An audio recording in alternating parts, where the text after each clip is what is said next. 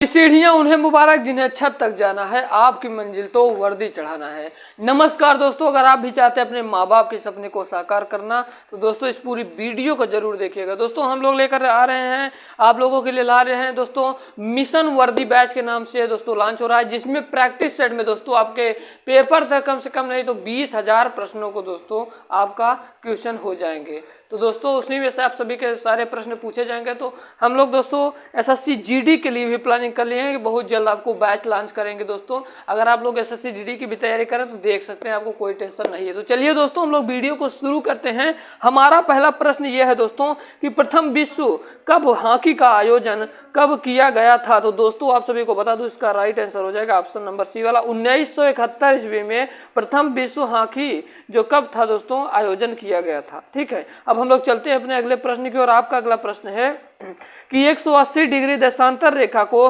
कब अंतरराष्ट्रीय तिथि रेखा माना गया। तो दोस्तों आप सभी को बता दूं कि इसका राइट आंसर हो जाएगा ऑप्शन नंबर बी वाला। 1884 ईस्वी में क्या हुआ था भैया कि 180 डिग्री देशांतर रेखा को अंतरराष्ट्रीय तिथि रेखा माना गया था। और मेरे बहुत सारे विद्यार्थी कमेंट कर रहे हैं कि सर आप मेरे को समझ में नहीं आ रहा कौन सी बुक लें हम उत्तर प्रदेश पुलिस के लिए। तो हम लिंक डिस्क्रिप्शन बॉक्स में दे दिए हैं, जाइए उस वीडियो को आप लोग पूरा वॉच करिए, आप लोग उसको पूरा देखिए दोस्तों। आपको पूरे बुक के बारे में नॉलेज बताया गया है दोस्तों, और किस प्रकार से तैयारी की जाएगी उसके बारे में आपको सभी को बताया गया है। तो चलिए दोस्तों हम लोग चलते हैं अपने तीसरे नंबर के प्रश्न की ओर। आपका 3 नंबर का प्रश्न ये है दोस्तों, कह रहा है कि प्रथम फील्ड मार्शल कौन थे। तो दोस्तों ये सारे प्रश्न उत्तर प्रदेश पुलिस में आए हुए प्रश्न है, जो बहुत ही ज्यादा सिलेक्टेड हैं। दोस्तों प्रथम फील्ड मार्शल कौन थे, तो आप सभी को बता दूं इसका राइट आंसर हो जाएगा ऑप्शन नंबर ए वाला। जनरल मानिक शाह थे जो प्रथम फील्ड मार्शल थे। उम्मीद करता हूं ये बताए गए सारे प्रश्न समझ में आ रहे होंगे। अगर आपको कहीं भी डाउट लगे तो आप लोग कमेंट बॉक्स में कमेंट कर सकते हैं। ठीक है दोस्तों, अब हम लोग चलते हैं अपने चौथे नंबर के प्रश्न की ओर। आपका 4 नंबर का प्रश्न यह है दोस्तों, कह रहा है कि भारत रत्न से सम्मानित प्रथम विदेशी नागरिक कौन है। तो दोस्तों आप सभी को बता दूं प्रथम विदेशी नागरिक कौन थे, Khan Abdul Gaffar Khan. Option number B वाला सही हो जाएगा। ठीक है, अब हम लोग चलते हैं अपने 5 नंबर के प्रश्न की ओर। आपका 5 नंबर का प्रश्न क्या कह रहा है दोस्तों, कह रहा है कि प्रथम चीफ ऑफ आर्मी स्टाफ कौन थे। ये बहुत ही महत्वपूर्ण प्रश्न है दोस्तों। प्रथम चीफ ऑफ आर्मी स्टाफ कौन थे। तो दोस्तों आप सभी को बता दूं इसका राइट आंसर हो जाएगा ऑप्शन नंबर सी वाला, राजेंद्र सिंह जी जडेजा थे दोस्तों। ऑप्शन नंबर सी वाला से हो जाएगा, प्रथम चीफ ऑफ आर्मी स्टाफ कौन थे, राजेंद्र सिंह जी जडेजा थे। दोस्तों उम्मीद करता हूं ये 5 प्रश्न आप सभी के समझ में आया होगा। तो चलिए दोस्तों अब हम लोग आगे। दोस्तों आपका 6वां नंबर का प्रश्न कह रहा है कि राष्ट्रपति किस अनुच्छेद के तहत अध्यादेश जारी करते हैं। तो दोस्तों ये आपके लिए बहुत ही ज़्यादा महत्वपूर्ण प्रश्न है। और दोस्तों जिन जिन लोगों को संविधान का वीडियो देखना है दोस्तों, मैंने बना दिया है मौलिक अधिकार पर स्पेशल और मैंने बना दिया है नागरिकता पर स्पेशल। तो जाइए दोस्तों, लिंक दे दे रहा हूँ, आप लोग जाकर देख सकते हैं, उसको जरूर देखिएगा दोस्तों। ठीक है, आप सभी को बता दूं कि जो राष्ट्रपति है किस अनुच्छेद के तहत अध्यादेश जारी करता है। तो दोस्तों आप सभी को बता दूं इसका करेक्ट आंसर हो जाएगा ऑप्शन नंबर सी वाला, अनुच्छेद 123 के तहत। और दोस्तों मैं राष्ट्रपति के विषय में कुछ चीजें बताने जा रहा हूं, इन चीजों को आप लोग याद करिए दोस्तों, इन्हीं से आपको प्रश्न आपके फंसेंगे। तो दोस्तों चलिए हम आप लोगों को एक ट्रिक देते हैं, ट्रिक के माध्यम से आपको दोस्तों याद करना होगा। ठीक है, राष्ट्रपति का ट्रिक है भैया पकानी कोका दियो दसम, पकानी कोका दियो दसम, दियो दसम। अब दोस्तों इसमें थोड़ा लिखने में दिक्कत हो रहा है। प से हो गया राष्ट्रपति का पद, राष्ट्रपति का पद अनुच्छेद 52 में है, बड़े ध्यान से सुनिएगा। 52 से लेकर कहाँ तक है, अनुच्छेद 61 तक है। अब राष्ट्रपति की चर्चा किए गए है। पकानी कोका दियो दसम, आप लोग इसको कॉपी में लिख लीजिए। और राष्ट्रपति का क्या होगा, राष्ट्रपति का कार्यपालिका, कार्यपालिका का प्रधान अनुच्छेद 53 में है पकानी का। और नी से क्या होगा, नी से हो जाएगा निर्वाचन, अनुच्छेद 54 में निर्वाचन की बात किया गया है। और कोटा, को से क्या हो जाएगा, को से हो जाएगा कोटा और का से हो जाएगा कार्यकाल, का कार्यकाल किसमें, अनुच्छेद 56 में हो। और दियो द से क्या हो जाएगा, द से हो जाएगा दोबारा निर्वाचन, दोबारा निर्वाचन किसमें है दोस्तों, अनुच्छेद 57 में है। और यो से क्या हो जाएगा, योग्यता, अनुच्छेद 58 में है। और द से हो जाएगा दशाएं, अनुच्छेद 59 में है। और स से शपथ, अनुच्छेद 60 में है। और म से महाभियोग, अनुच्छेद 61 में है। तो चलिए दोस्तों, उम्मीद करता हूँ ये वाला आपको ट्रिक समझ में हो गया होगा। आप लोग कॉपी निकालिए, कॉपी में लिखिए पकानी कोका दियो दशम, अनुच्छेद 52 से लेकर अनुच्छेद 61 तक के चर्चा किया गया है राष्ट्रपति में। दोस्तों ये संविधान का बहुत ही बेस्ट टॉपिक है, इससे प्रश्न बनते हैं। राष्ट्रपति का पद अनुच्छेद 52 में है। और का से हो जाएगा कार्यपालिका, अनुच्छेद 53 में है। और निर्वाचन अनुच्छेद 54 में है। कोटा 55 में है। कार्यकाल 56 में है। दोबारा निर्वाचन 57 में है। योग्यताएं 58 में है। दशा 59 में है। और शपथ 60 में है। महाभियोग अनुच्छेद 61 में है। उम्मीद करता हूं ये राष्ट्रपति का जो ट्रिक है दोस्तों आप सभी के समझ में आया होगा। तो चलिए हम लोग चलते हैं अपने 7 नंबर के प्रश्न की ओर। आपका 7 नंबर का प्रश्न मेरे दोस्त कह रहा है कि नेहरू ट्रॉफी का संबंध किस खेल से है। तो दोस्तों आप सभी को बता दूं, जो नेहरू ट्रॉफी का संबंध है ये दोस्तों हॉकी से संबंधित है। ऑप्शन नंबर ए वाला करेक्ट हो जाएगा। हम लोग चलते हैं अपने अगले वाले प्रश्न की ओर। 8 नंबर का प्रश्न कह रहा है दोस्तों कि भारत में कितने समाचार एजेंसियां हैं। तो दोस्तों आप सभी को बता दूं, भारत में कितने समाचार एजेंसियां, अगर इस प्रकार के प्रश्न पूछे तो याद रखिएगा 5 एजेंसियां। ऑप्शन नंबर बी वाला सही हो जाएगा। अब हम लोग चलते हैं अपने 9 नंबर के प्रश्न की ओर। दोस्तों कह रहा है कि शिवाजी के मंत्रिपरिषद में प्रधानमंत्री को क्या कहा जाता था। तो दोस्तों आप सभी को बता दूं क्या कहा जाता था, पेशवा कहा जाता था। ऑप्शन नंबर बी वाला से हो जाएगा। जो शिवाजी थे दोस्तों, शिवाजी महाराज जो थे, उनके मंत्रिपरिषद के में प्रधानमंत्री को पेशवा कहा जाता था। इन पॉइंट को याद रखिएगा। अब हम लोग चलते हैं अपने 10 नंबर के प्रश्न की ओर। आपका अगला प्रश्न ये रहा आपकी स्क्रीन के सामने। कह रहा है कि शतवर्षीय युद्ध किन 2 देशों के बीच हुई। तो दोस्तों आप सभी को बता दूं, शतवर्षीय जो युद्ध है वो किन 2 देशों के बीच हुई। तो याद रखिएगा वो इंग्लैंड और फ्रांस के बीच में हुआ था। ऑप्शन नंबर सी वाला सही हो जाएगा। हम लोग चलते हैं अपने अगले प्रश्न की ओर। कह रहा है कि शिक्षा किस सूची का विषय है। तो दोस्तों आप सभी को बता दूं, जो शिक्षा है वो किस सूची का विषय है, वो समवर्ती सूची का विषय है। ऑप्शन नंबर सी वाला सही हो जाएगा। ठीक है ना। अगर आपको कहीं भी डाउट लग रहा है तो आप कमेंट बॉक्स में कमेंट करके जरूर पूछिएगा दोस्तों हमारे साथ हमसे। अगला प्रश्न आपकी स्क्रीन के सामने कह रहा है कि रक्त के स्कंदन में कौन सा विटामिन मदद करता है। तो मेरे दोस्त याद रखिएगा कौन सा विटामिन, विटामिन के मदद करता है। ऑप्शन नंबर डी वाला सही हो जाएगा। ठीक है, उम्मीद करता हूं समझ में आ रहा होगा। हम लोग चलते हैं अब अपने अगले प्रश्न की ओर। आपका नेक्स्ट प्रश्न ये है, कह रहा है कि शुष्क सेल का एनोड किसका बना होता है। जो शुष्क सेल का एनोड होता है दोस्तों, ये किसका बना होता है, ये आपसे प्रश्न पूछ रहा है। ये साइंस का प्रश्न है दोस्तों, याद रखिएगा ये जस्ता का बना होता है। जो शुष्क सेल का एनोड होता है ये जस्ता का बना होता है। फिर से बता दे रहा हूँ, जो शुष्क सेल का एनोड है ये जस्ता से बना होता है। दोस्तों मैं इतनी बार इसलिए बोल रहा हूँ ताकि आपके दिमाग में कॉन्सेप्ट क्लियर होता चले और आपको कोई भी दिक्कत ना हो सके, ताकि दोस्तों एक बार पढ़ने के बाद आपको आ सके। इसीलिए मैं एक बार नहीं 2 बार 3 बार बोल देता हूँ। पृथ्वी की संरचना में सबसे अधिक प्रतिशत वाला तत्व क्या है। तो दोस्तों आप सभी को बता दूं कि जो पृथ्वी की संरचना में सबसे अधिक प्रतिशत वाला तत्व कौन सा है। तो दोस्तों याद रखिएगा इसका करेक्ट आंसर हो जाएगा नाइट्रोजन। नाइट्रोजन जो पृथ्वी की माफ करिएगा दोस्तों, जो पृथ्वी की संरचना में सबसे अधिक प्रतिशत वाला तत्व ऑक्सीजन है। ऑप्शन नंबर बी वाला सही हो जाएगा। अब हम लोग चलते हैं अपने 15 नंबर के प्रश्न की ओर। आपका 15 नंबर का प्रश्न क्या कह रहा है दोस्तों, बड़ी ध्यान से देखिएगा। 15 नंबर का प्रश्न कह रहा है कि जैनियों ने, जो जैन धर्म के लोग थे दोस्तों, जैनियों ने पहले तीर्थकर कौन थे। तो दोस्तों जैनियों के पहले तीर्थकर कौन थे। तो दोस्तों याद रखिएगा जैनियों के जो पहले तीर्थकर थे वो थे ऋषभ देवची। ऑप्शन नंबर ए वाला सही हो जाएगा। अब हम लोग चलते हैं अपने दोस्तों अपने 16 नंबर के प्रश्न की ओर। आपका 16 नंबर का प्रश्न आपकी स्क्रीन के सामने है। कह रहा है कि राजेंद्र कुलकर्णी का संबंध किस वाद्य यंत्र से है। तो दोस्तों आप सभी को बता दूं कि जो राजेंद्र कुलकर्णी हैं उनका दोस्तों संबंध बांसुरी से है। ऑप्शन नंबर सी वाला सही हो जाएगा।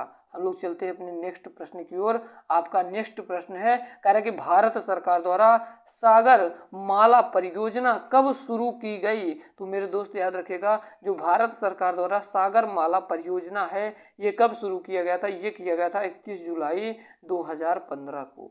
ठीक है, 31 जुलाई 2015 को भारत सरकार द्वारा सागर माला परियोजना शुरू किया गया था। कब किया गया था? 31 जुलाई 2015 को भारत सरकार द्वारा सागर माला परियोजना शुरू किया गया था। अब हम लोग चलते हैं अपने नेक्स्ट प्रश्न की ओर दोस्तों। कह रहा है कि एन नीला का संबंध किस वाद्य यंत्र से है। तो दोस्तों एन नीला का संबंध किस वाद्य यंत्र से है। दोस्तों ये भी बहुत ही महत्वपूर्ण प्रश्न है, तो दोस्तों याद रखिएगा इनका किससे संबंध है। तो इनका था बांसुरी से। ऑप्शन नंबर सी वाला सही हो जाएगा। उम्मीद करता हूं दोस्तों ये प्रश्न एक एक प्रश्न आप सभी के समझ में आए होंगे। अगर आपको कहीं भी थोड़ी सी भी डाउट लग रही हो तो आप लोग कमेंट बॉक्स में एक बार कमेंट करके जरूर बताइए। क्या मैं बहुत तेज तो नहीं पढ़ा रहा हूँ? कमेंट बॉक्स में जरूर बताइए। भारत सरकार द्वारा, चलिए यही वाला प्रश्न था दोस्तों हम लोग पढ़े थे। अगला प्रश्न देखते हैं कि रेडियो सक्रियता की इकाई क्या है। तो आप सभी को बता दूं कि रेडियो जो सक्रियता है दोस्तों, इसकी इकाई क्या होता है? इसकी इकाई क्यूरी होता है। ऑप्शन नंबर डी वाला सही हो जाएगा। जो रेडियो सक्रियता होता है दोस्तों याद रखिएगा, इसकी इकाई क्या है? क्यूरी होता है। ऑप्शन नंबर डी वाला सही हो जाएगा। हम लोग रीजनिंग के ऑलरेडी क्लास कर चुके हैं, तो रीजनिंग में जिन जिन लोगों ने नहीं देखा रीजनिंग की वीडियो, तो दोस्तों जाइए रीजनिंग मास्टर बैच के नाम से प्लेलिस्ट बनी हुई, जाकर आप लोग शुरू से देख सकते हैं, जिसमें प्रैक्टिस हम लोग कंटिन्यू कर रहे हैं। राष्ट्रपति भवन किस पहाड़ी पर स्थित है। तो जो राष्ट्रपति भवन है दोस्तों ये किस पहाड़ी पर स्थित है? ये है रायसीना की पहाड़ी पर। राष्ट्रपति भवन रायसीना की पहाड़ी पर स्थित है। ऑप्शन नंबर ए वाला सही हो जाएगा। हम लोग चलते हैं अपने अगले प्रश्न की ओर। कह रहा है कि डांडिया रास किस राज्य का लोक नृत्य है। तो दोस्तों आप सभी को बता दूं कि जो डांडिया रास है ये कहाँ का? ये गुजरात का लोक नृत्य है। जो डांडिया नहीं होता दोस्तों, डांडिया वो कहाँ का लोक नृत्य है? तो याद रखिएगा गुजरात का लोक नृत्य है। लोक नृत्य से तो आपका प्रश्न आना तय है, कोई नहीं रोक सकता दोस्तों। तो लोक नृत्य पर हम एक स्पेशल वीडियो ला देंगे, कल की वीडियो आ जाएगी, कल आप लोग लोक नृत्य पर जरूर देखिएगा। ठीक है, हम लोग चलते हैं अपने 22 नंबर के प्रश्न की ओर। कह रहा है कि जापानी संसद को किस नाम से जाना जाता है। तो दोस्तों जापानी संसद को किस नाम से जाना जाता है? तो डायट के नाम से जाना जाता है।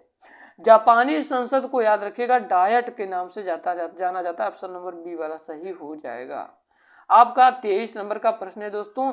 23 नंबर का प्रश्न कह रहा है कि राज्य एवं केंद्र शासित प्रदेशों का विवरण किस अनुसूची में है। तो दोस्तों याद रखिएगा ये विवरण प्रथम अनुसूची में है। राज्य एवं केंद्र शासित प्रदेशों का विवरण। ऑप्शन नंबर ए वाला सही हो जाएगा। हम लोग चलते हैं अपने अगले प्रश्न की ओर। अगला प्रश्न है कि वर्धमान ट्रॉफी किस खेल से संबंधित है। तो याद रखिएगा वर्धमान जो ट्रॉफी है दोस्तों ये किस खेल से संबंधित है? ये भारोत्तोलन से संबंधित है। ऑप्शन नंबर डी वाला सही हो जाएगा। हम लोग चलते हैं अपने 25 नंबर के प्रश्न की। अगला प्रश्न है कि तड़ोबा राष्ट्रीय पार्क किस राज्य में अवस्थित है। तो मेरे दोस्त याद रखिएगा ये महाराष्ट्र में अवस्थित है। ऑप्शन नंबर ए वाला सही हो जाएगा।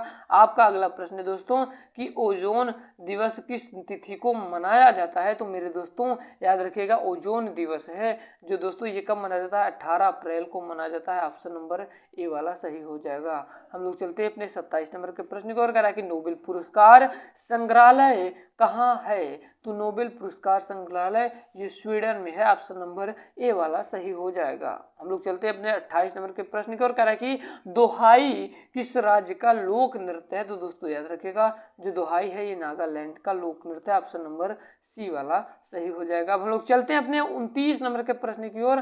कह रहा है कि कसूरी ब्रह्मानंदा रेड्डी नेशनल पार्क किस राज्य में स्थित है। दोस्तों आज से याद रखिएगा ये किस राज्य में स्थित है। तो दोस्तों आप सभी को बता दूं ये किस राज्य में? ये आंध्र प्रदेश में स्थित है। हम लोग चलते हैं अपने अगले प्रश्न की ओर। दोस्तों हम लोग 29 नंबर के प्रश्न तक कर चुके हैं। उम्मीद करता हूं कहीं भी आप सभी को डाउट नहीं आया होगा। नटरास किस राज्य का लोक नृत्य है। तो दोस्तों जो नटरास है ये किस राज्य का लोक नृत्य है। तो दोस्तों याद रखिएगा ये मणिपुर का लोक नृत्य है। ऑप्शन नंबर डी वाला सही हो जाएगा। आपका अगला प्रश्न ये है दोस्तों। कह रहा है कि उच्चतम न्यायालय की स्थापना किस वर्ष हुई थी? तो दोस्तों याद रखिएगा उच्चतम न्यायालय का की स्थापना है दोस्तों वो किस वर्ष हुई थी? तो वो किस वर्ष हुई थी? तो दोस्तों याद रखिएगा वो हुआ था 1950 में। ऑप्शन नंबर सी वाला सही हो जाएगा। हम लोग चलते हैं अपने नेक्स्ट प्रश्न की ओर। कह रहा है कि बोलने और अभिव्यक्ति की स्वतंत्रता का अधिकार किस अनुच्छेद में वर्णित है? तो याद रखिएगा 19 के का में वर्णित है। अनुच्छेद 19 का क्या कहता है दोस्तों? याद रखिएगा अभिव्यक्ति की स्वतंत्रता, बोलने की स्वतंत्रता, झंडा लहराने की स्वतंत्रता, पुतला जलाने की स्वतंत्रता, और कभी कभी आपसे पूछ लेता है कि आरटीआई तथा प्रेस की स्वतंत्रता किस अनुच्छेद के तहत है? तो याद रखिएगा आर्टिकल 19 के तहत है। और कभी कभी आपसे पूछ लेता है कि संपत्ति के अधिकार को, दोस्तों संपत्ति के अधिकार को कब हटाया गया? अगर आपसे ये पूछ लिया दोस्तों 44वें संविधान संशोधन द्वारा 1978 में मौलिक अधिकार से हटा दिया गया है, जो कि अब ये 300 के काम में जोड़ दिया गया। अब यह कानूनी अधिकार बन गया है। ठीक है, अब लोग चलते हैं अपने 33 नंबर के प्रश्न की ओर। कह रहा है कि लव एंड लस्ट पुस्तक के लेखक कौन है? तो दोस्तों याद रखिएगा लव एंड लस्ट पुस्तक के लेखक कौन है? तो याद रखिएगा खुशवंत सिंह जी हैं। ऑप्शन नंबर ए वाला हो जाएगा सही आंसर। हमारा अगला प्रश्न है कि भारत सरकार द्वारा सुरक्षित मातृत्व आश्वासन सुमन योजना कब शुरू की गई? तो दोस्तों याद रखिएगा इसका करेक्ट आंसर हो जाएगा 10 अक्टूबर 2019 को। आपका नेक्स्ट प्रश्न है कि ओलंपिक में व्यक्तिगत स्पर्धा में भारत के लिए पहला स्वर्ण पदक जीतने वाला खिलाड़ी कौन है? तो दोस्तों अभिनव बिंद्रा जी थे। ऑप्शन नंबर डी वाला से हो जाएगा। आपका 36 नंबर का प्रश्न है, कह रहा है कि स्वतंत्र भारत का प्रथम गवर्नर जनरल कौन है? तो दोस्तों याद रखिएगा प्रथम गवर्नर जनरल लॉर्ड माउंटबेटन जी हैं। ऑप्शन नंबर ए वाला से हो जाएगा। हमारा 37 नंबर का प्रश्न कह रहा है कि प्रथम भारतीय पायलट 1951 कौन थे? तो दोस्तों याद रखिएगा प्रथम भारतीय पायलट कौन थे दोस्तों? तो याद रखिएगा आपसे कि JRD टाटा जी थे। ऑप्शन नंबर सी वाला से हो जाएगा। आपका 38 नंबर का प्रश्न कह रहा है कि वीमेन पुस्तक के लेखक कौन है दोस्तों? तो आप सभी याद रखिएगा कि खुशवंत सिंह जी थे। ऑप्शन नंबर ए वाला से हो जाएगा। आपका 39 नंबर का प्रश्न कह रहा है कि राज राजा प्रथम किस वंश का प्रसिद्ध राजा था? तो दोस्तों याद रखिएगा ऑप्शन नंबर सी वाला से हो जाएगा चोल वंश के राजा थे। आज का दोस्तों लास्ट प्रश्न है, हम आज 40 प्रश्न तक करेंगे। तो दोस्तों हम कल मिलेंगे अगले वीडियो में। आज का इस प्रश्न को हम लोग बता देते हैं दोस्तों कि मौर्य के बाद कौन आए? तो आप सभी को बता दूं इसका करेक्ट आंसर हो जाएगा मौर्य के बाद शुंग आए थे। उम्मीद करता हूं ये छोटी सी वीडियो आप सभी के पसंद आए होगी। अगर पसंद आए तो वीडियो को शेयर करिएगा, लाइक करिएगा, और चैनल पर नया हो तो चैनल को जरूर सब्सक्राइब करिएगा। जय हिंद।